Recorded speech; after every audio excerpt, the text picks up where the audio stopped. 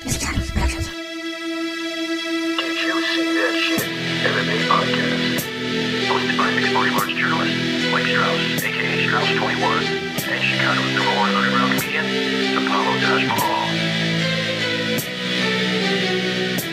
Thank you for listening. I am Mike Strauss, aka Strauss21. And I am the number one underground comic, Apollo Taj Mahal. If you like the interview, and we know you will, go ahead and give us a like and a follow on all the social media platforms, whether it is Facebook, Twitter, Instagram. It's all the same, guys. Did You See That Shit podcast? Yeah. You can also find us at didyousee.shit.com. And Stitcher, Google Play, iTunes. pretty much wherever you find your favorite podcast. By the way, if you enjoyed this interview, go listen to the full podcast and everything we just told you.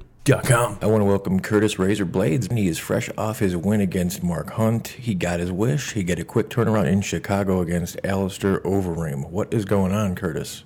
Not much. Just got home from practice. You are always working, but recently I know that you came back home to Chicago here and celebrated your birthday, man. How did that go? It was pretty fun. Just having a couple drinks with my friends and family at one of the bars I used to work at. Were you a bouncer there? Yeah, the bar I got to the UFC. Was there ever an instant where you had to use your physical prowess when you were bouncing there? No, I didn't want to work at those bars where I had to actually hurt anyone. The bar I worked at was mostly a bunch of yuppies from the burbs. They just wanted to go get drunk. They weren't there for any problems. It was easy money. I hear you. Speaking of easy money, man, were you happy with your performance against Mark Hunt? Yeah, I think I executed the game plan my coaches worked on perfectly. I thought so too. I thought people were giving you unnecessary criticism because you decided to use your strength and take one of the best hitters in the game down to where you clearly have an advantage. What did you think about some of that feedback? I'm over it now. It's been over a month. If people don't like my style, they just don't have to watch. I'm just leaving it at that. If you don't want to watch me, you don't have to watch me. I hear you, man.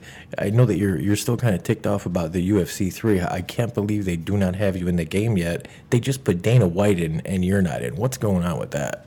I have no idea. I haven't been contacted by EA Sports or anyone, so I don't know how it works. I'm just hoping one day I wake up and I'm on the game.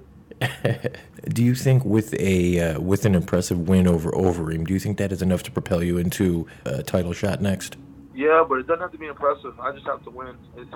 It can be a split decision. It doesn't matter. If I win, I should be next in line to get the belt or two.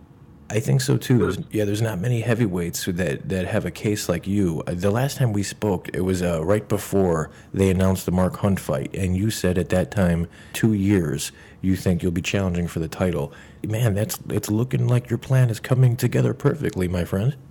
Yeah, I've been the plan is just keep winning. As long as you keep winning, they can't deny you the belt. I don't see the need in me trying to call out and beg for the belt after every fight like a lot of other guys do. As long as you're winning, they'll give you the belt. They can only keep it away from you for so long. For sure, we see that with a lot of champions, even nowadays. Are you a boxing fan at all?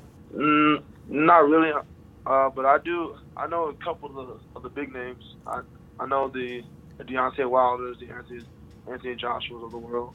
Did you happen to see that Wilder and Ortiz fight? I didn't watch the whole thing. I watched the highlights, so yeah. What'd you think of that? I think Deontay Wilder's he's a very, very scary dude when it comes just to boxing. He throws with a lot of power and a lot of aggression. I think he's a little wild, but he gets away with it because he's got really good hand speed and he's incredibly long and aggressive. He's a very talented striker indeed. So is Neil Magny, and he really has done wonders for your game. Can you say a few words just about Neil, what he's done for you? Neil, he's just been a really good person to have in my life. He's been a good friend, good training partner. I want to talk. He's a leader. He's a leader of our team. If anyone has any problems, you go to Neil. And he made the transition from Chicago to Denver as smooth as it could possibly be. I mean, it wasn't smooth, but he made it a little bit smoother. How excited are you, man? Speaking of Chicago, coming home, Shorty Torres is trying to get in the UFC and on that card. Angelo Rivera, he's an amateur fighter that, of course, you know personally. All you guys, man, so much talent around here at that time. It's amazing. Did you guys know you had something special back then? Honestly, I didn't. When I first began doing MMA, I didn't have many aspirations. I was just doing it just as like a workout. I didn't want to get like huge. If I don't practice, I get really, really big. So I just wanted to do something that allowed me to stay active. And to be honest, I thought Angelo or Shorty would be in my position long before I was. You're being incredibly modest, Curtis. I think those guys will get here. I think Shorty is right on the cusp. Angelo is probably one of the most talented Amis in the state of Illinois. And, of course, you are a future world champion. So, man, all three of you guys, it's just incredible to see, man. Have you brought in any training partners to emulate Alistair Overeem's incredibly good striking? I don't think there's anywhere out there that can emulate his type of striking, especially the way he's changed it up over the last couple of fights. He's not the guy. He's not the guy he was. Like the way he strikes now, you can't really find nobody that's something like that. Just like with Mark Hunt, you can't really find nobody that's the great ones. They're great because they do what they do the best.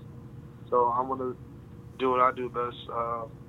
Work with the guys I have, and on June 9th, I'm gonna go out there and get the W.